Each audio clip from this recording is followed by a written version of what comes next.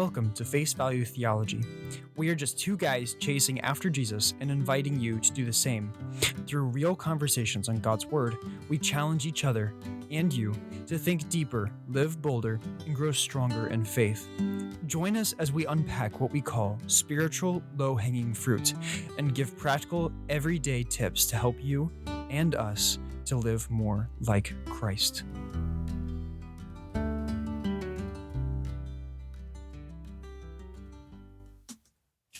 Welcome back to Face Value Theology, and 'tis the season. Merry Christmas, Happy Holidays. You've all probably had your, pumpkin spice lattes. They're in the past.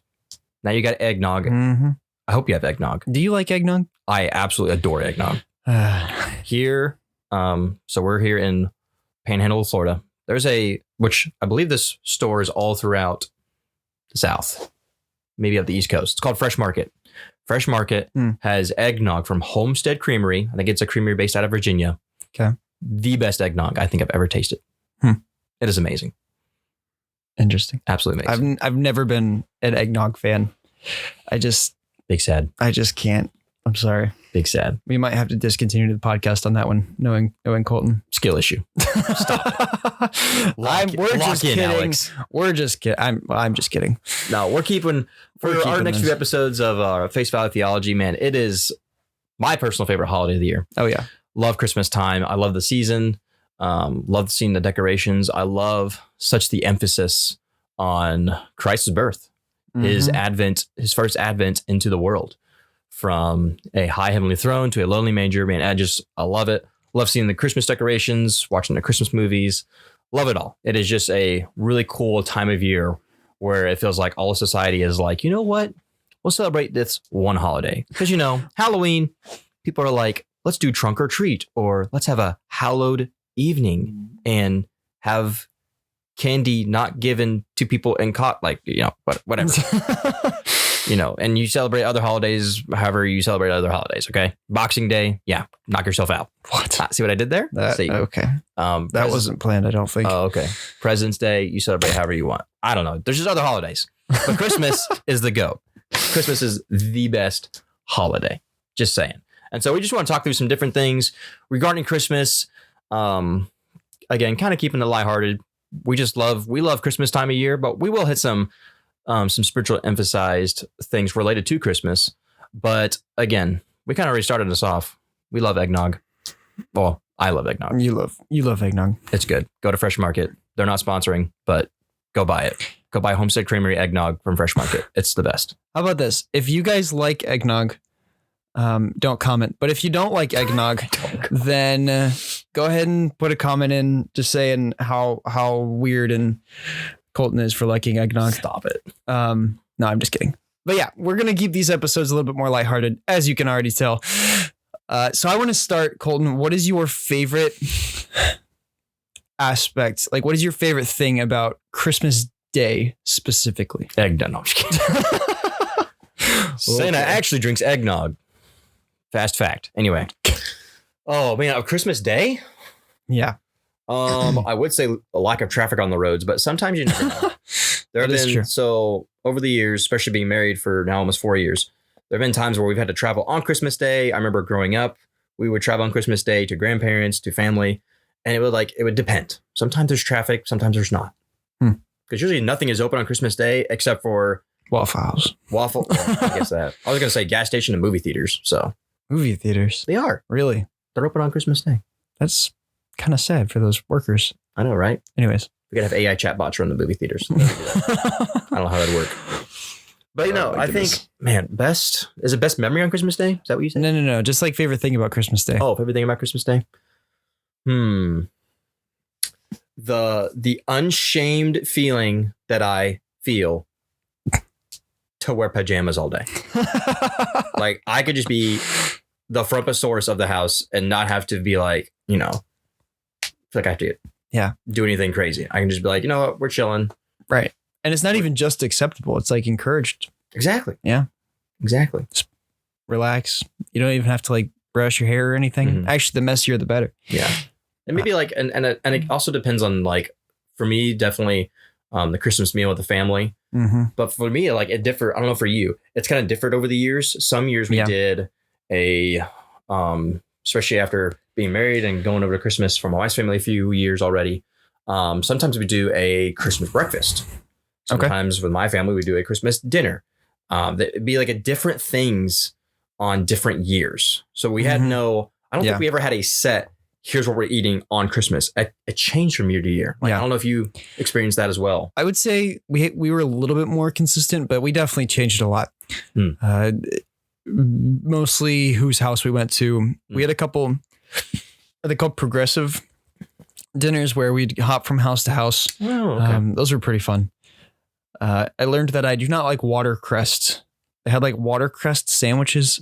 I don't know what it is. I don't really want to know, but we had those sandwiches, and I was young, and did you like eat ice between buns? I don't like what? I think they were like some kind of nut or seed or something. I don't remember. He's looking it up. But what is a watercress? While he's looking it up, I have to say, my mom, hi mom, she makes some sourdough, like yeast sourdough cinnamon rolls that are about the size in diameter of a volleyball sometimes. Oh, wow. And they are insanely good. She is excellent at making cinnamon rolls. So that is our Christmas cinnamon morning. Rolls are splendid. They are wonderful. So that is our Christmas morning breakfast every year. If we didn't have cinnamon rolls, we'd all be very sad. All right, he's looked it up. According to Google Gemini, a watercress sandwich. So I thought it was crest. It's cress with 2 S's. Oh, okay. I guess it's like according to this, maybe it's a vegetable. Maybe it says it's a classic simple sandwich, often prepared as a dainty English tea sandwich using the peppery greens as the primary ingredient. I don't know why. Okay. The most basic version features fresh watercress between. Okay, whatever. Exciting. Have I had it? No. It's not good. Will I have it? Probably not. It's not good. Highly do not. I'm glad you tried it on my behalf. Yes. Many moons ago. For all of y'all's behalf, if you have, I'm sorry. But if you have not, tell your parents. No watercress sandwich for you. Because Alex said not to. But cool. So the Frumposaurus, the PJs around the house is your favorite aspect. I would genuinely say, and I'm not just trying to be like that guy, I would genuinely say, I think my favorite part, we always eat breakfast, and then we go to the Christmas tree first. So we sit around the tree, and my dad reads the Christmas story from Luke 2 and talks about why we do what we do. And as a kid, I didn't really care because I could see all the presents, and I was like, oh, this is so cool. But especially as an older kid into teen years, and especially now, I really appreciate that emphasis that my parents have made on kind of the purpose of Christmas and the fact that Christ came and he was born of a virgin, and his entire purpose in that was so that he could come and die for us. And he always, does the classic folding of the Bible slowly. He's like, and that is why we give presents on Christmas. Sets his Bible down, and then we all tear into the presents. So I love it. I would say that's my favorite part of Christmas is that kind of time right before opening presents. You remind me of a tradition I grew up doing. My parents would always have us sing, because it's, in a sense, it's Jesus' birthday to earth. So we'd always sing happy birthday to Jesus. Oh, cool. Not the song by Alabama, though that is a good song. We would just sing the happy birthday song, which I would not sing. I don't want to get sued. So nope. That's trademark. Can't do that. Actually, I'm pretty sure it is. Copyright. Interesting. Yeah. Okay. So yeah, that's by far my favorite part of Christmas. And okay, we did talk about this question before. What is the best gift you have ever received in your life? So we talked about it before, but I don't think I gave an answer before. No, we just talked about the question. That's tough. This might take a second for both of us to think of it. Received many, many good ones over the years. I will say, was this last year? It was 2 years ago. 2 years ago, maybe. It was sometime in the past 2 years for Christmas. But I absolutely adore rocking chairs. Love rocking chairs. Like, I'm the kind of guy that could sit in a rocking chair and just rock back and forth all day long. Love rocking chairs. Interesting. Just love it. And so, but in our current house, it's kind of small-ish. And so there wasn't really a good spot to buy. Like, I never had a good reason to go out and purchase one.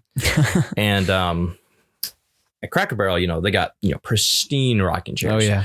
And my sister-in-law, she's actually a manager at Cracker Barrel all the way out in Colorado. Currently, she was in Alabama, now all the way out in Colorado. So super cool what she's doing there.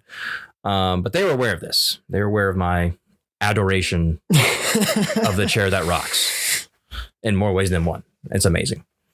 And so we had Christmas with my wife's family, and we'd opened other presents, and we were pretty much done. And then my wife said, "Hey, I'm gonna be right back." I'm like, "Okay." So I'm just sitting there chilling on the couch.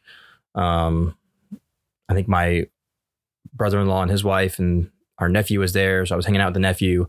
And all of a sudden she brings out this monstrosity of a thing. And I'm like, what on earth? Because she had wrapped it all up. Oh, wow. Completely wrapped it up.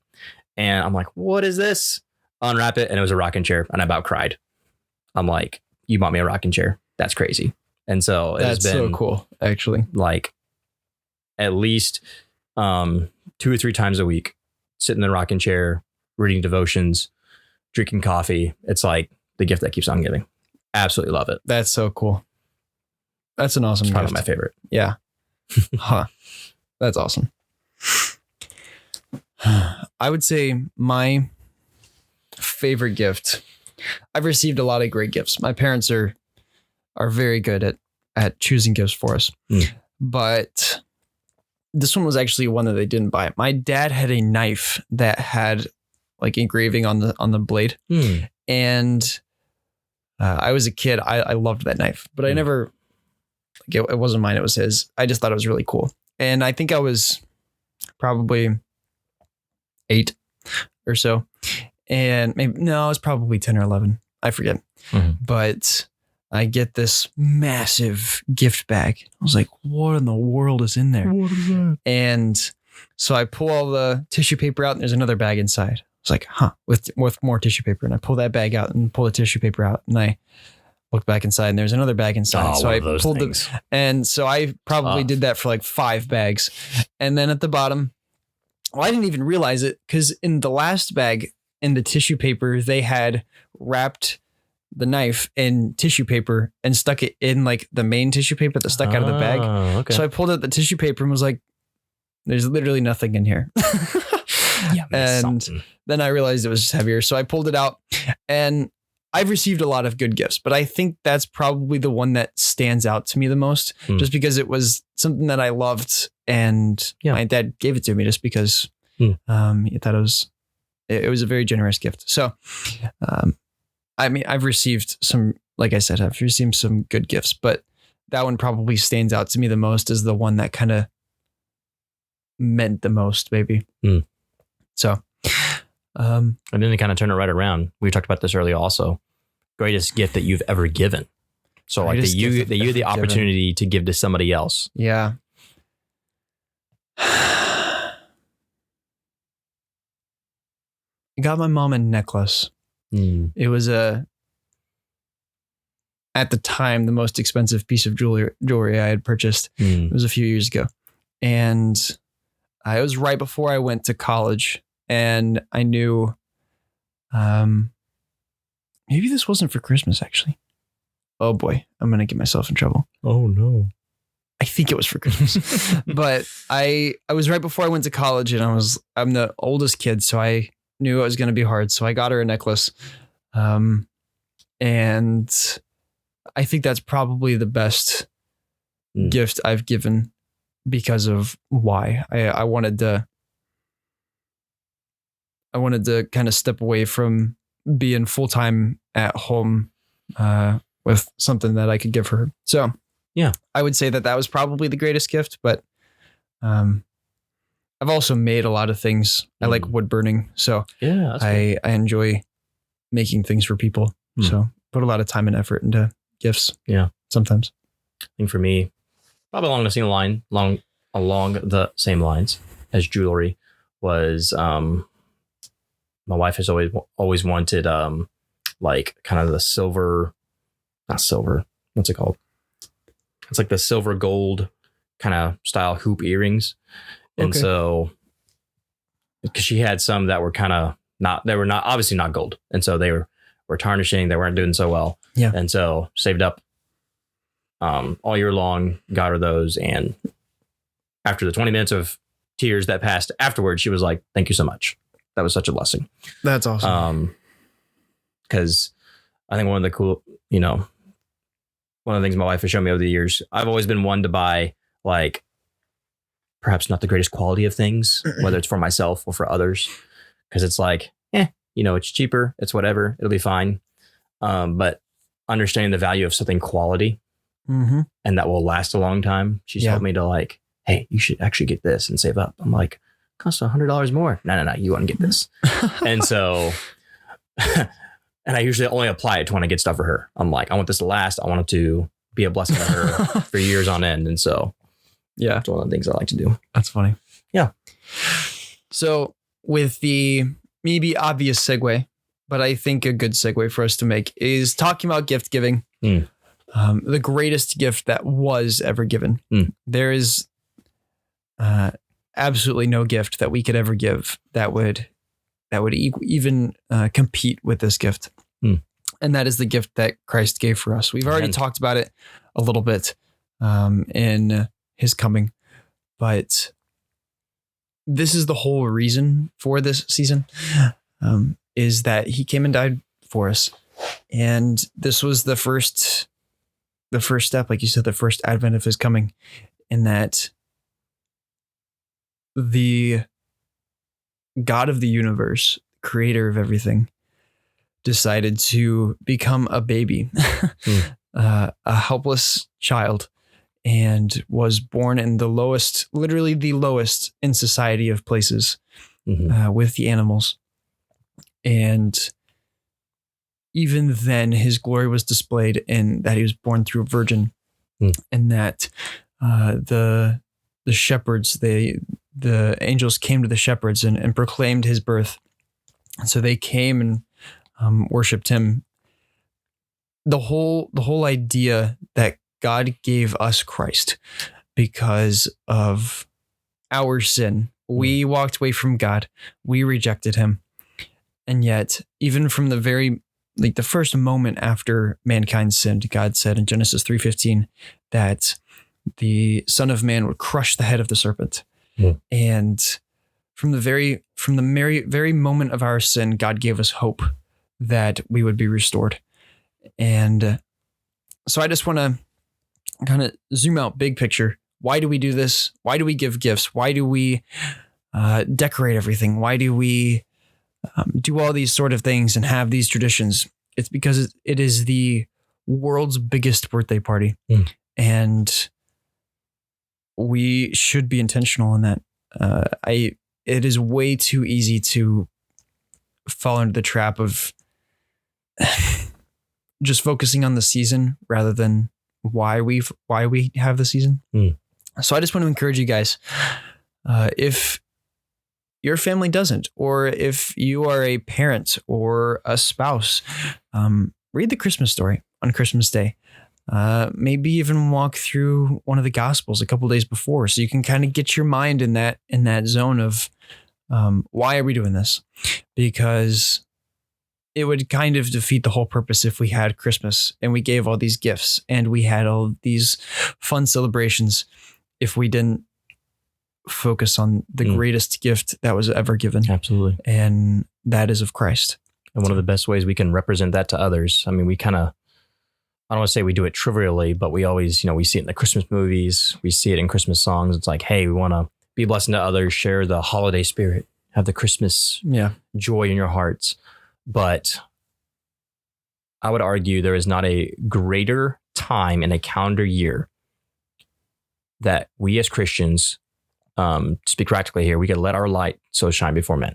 Yeah, absolutely. To where it's, yes, we're all busy, we're hustling, we're shopping, there's so much to do in December. You're trying to get kids to Christmas programs.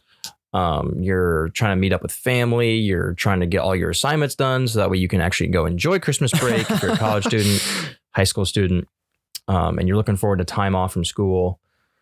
But man, one of the ways that we can share the love of Christ with others and to point them to this time of year is to be that cheerful giver. Yeah. The Apostle Paul talks about God loves a cheerful giver. Right. And that doesn't mean, we're going out on a street corner and witnessing to people by giving them, Lamborghinis and brand new KitchenAid mixers. If you have that kind of money, go for it. That'd be really cool. But I think it's more than just giving of stuff. It's giving of time. It's giving of a prayer. It's giving of maybe a encouraging note. It's the gift of an encouraging thought. You're trying to help somebody. Yeah. And so for us as believers, man, what an opportunity we have to simply share the love of Christ with others. And again, it's not something huge. It's not something crazy that we're thinking we need to do. It's just that simple, hey, here's a simple token or whatever. And we say it wholeheartedly. We say what? We say Merry Christmas. Yeah. And maybe that could be a segue into something spiritual, to where if we help out perhaps a struggling family in our church that maybe they're brand new and they're still lost, they're going to say, man, how can you do this? Like, why would you do this for us? Well, I wanted to give this to you to be a blessing, recognizing the greatest gift given to me. Yeah. And I mean, a perfect segue into spiritual matters, into the Christmas story, and have the opportunity to share that with others. Yeah. That's a really excellent way to look at it. And with that, I think we're going to wrap up our first Christmas episode. We're going to have another one, but we're going to wrap this up with Christmas is in about a week and a half at this point when this episode comes out. So if you haven't done your Christmas shopping, guys, mostly, Oof. Yeah, I haven't done it yet. I need to finish mine too. Yeah. Start now, because Christmas by this point is going to be at about a week and a half. So still time. Yes. If you're trying to order stuff off Amazon, good luck. It may get there, it may not. Yeah. Who knows? Just hope. Buy it in person. Yes. But definitely do not do the night before. I've done that too. Oh no. That was not a good son of me to do that. But anyways, moving on. So we hope that this is an encouragement to you guys, just a little bit more of a lighthearted episode. But we're going to come back in our next episode to wrap up the Christmas season, and then we'll be back at some point in the future. Absolutely. All right. See y'all.